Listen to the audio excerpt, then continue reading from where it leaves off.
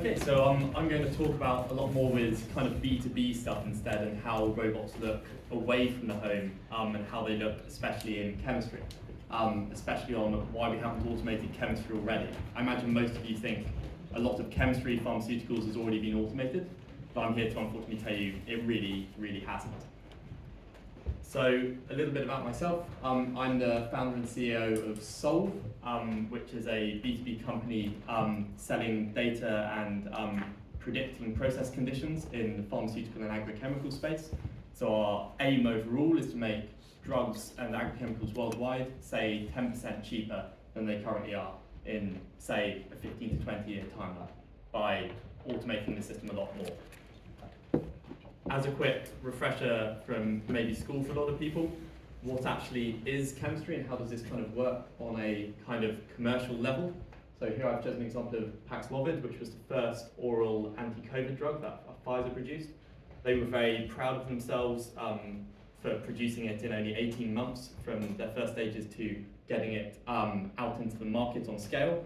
I think being proud of that is ridiculous, and they should be able to do it in significantly shorter timelines than this. So instead of patting them on the back, I'd rather go, no, we can still do better than this if we just do a bit more automation, a bit more data collection. So how this kind of process works is we design molecules we want to put into pharmaceuticals or agrochemicals, so things like isomorphic labs from DeepMind do this kind of stuff now. We then need to work out how to make the bonds. We need to make them on kind of a high throughput system. We then need to screen these chemicals, and then we go back around the iterative cycle to compare that to the original tests. Eventually we scale some of these up, and that's when kind of Solve comes in with predicting how we scale these up in an efficient way for consumers. But stepping back a bit, why don't we have automation in chemistry already? Hardware and software as kind of key technical aspects. On the robot side, compared to robot Butler stuff, there just hasn't been good enough robots to do the chemistry accurately enough for a while, and people have been kind of designing it in a poor way, as I'll go into a bit later.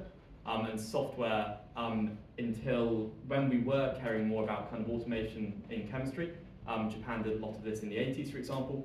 There just wasn't the software to handle the size of data that we were getting and the types of data we were getting. But I'd say the core issues are actually these cultural issues in the middle. So a lot of people in the chemistry industry just don't have the skill sets to handle robots being involved. They're scared of job loss, as you often get in these kind of automation things.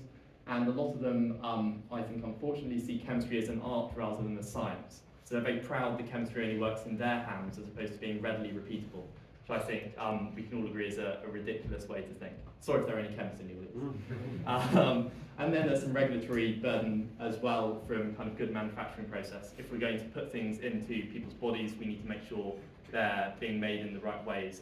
So regulation can slow this down, but that's moved faster than the actual chemists in this.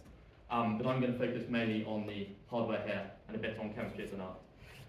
So robots in chemistry, how they tend to look are things like this kind of mobile robot arm on the right here.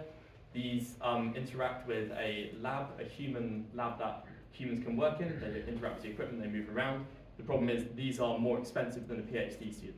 So there's no real point, and you can't have other people around with this anyway. So there's no reason really to be using this. Another way of doing this is, for example, work from Glasgow here, where you can kind of use equipment that already exists in your lab and just automate the transfer between them and automate that whole system. The problem with this, again, is it's very inefficient because we're using equipment that's already there, human usable equipment. This is to reduce kind of CapEx costs, but generally it's not very future looking. There are now new products on the market for things where there's no human interaction. So you just, for example, on your left here, have it so it passes things to itself and it goes down the process doing these different steps. Or over here, we have a system from MIT where they could produce a range of different pharmaceuticals in the footprint the size of a fridge in an automatic manner. The problem with this is it's too expensive to put where it needs to be put, so we need to make that kind of thing cheaper. However, what I think is most important with chemistry is that chemistry is now more seeing itself as a data mining industry rather than a production industry, and I think it's very important. Because without data, we can't do anything with, say, AI to automate the industry further. This goes into how kind of data collection robots look. So we have large robots that are used in downstream processing in chemistry, so making things into pills and how it goes into people's bodies. And then kind of my kind of budget-ish stuff at the moment, which is a very cheap system for collecting data for process conditions in an efficient manner. So my kind of takeaways from this are hardware. Sexy isn't always better. For consumers, yes, we want the robot to look sexy, but not in a human way.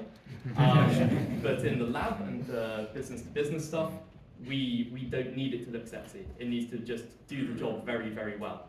And I think the other takeaway for people looking to apply robotics in different industries is it is useful to have involvement from the people that would be doing the task, but really taking their opinions with a pinch of salt because they're too ingrained in the systems they're trying to work with. So as I say, yeah, I'm founder of Solve. We're partway through our pre-seed fund at the moment. If anyone wants to get involved or has any questions about this, message in the chat.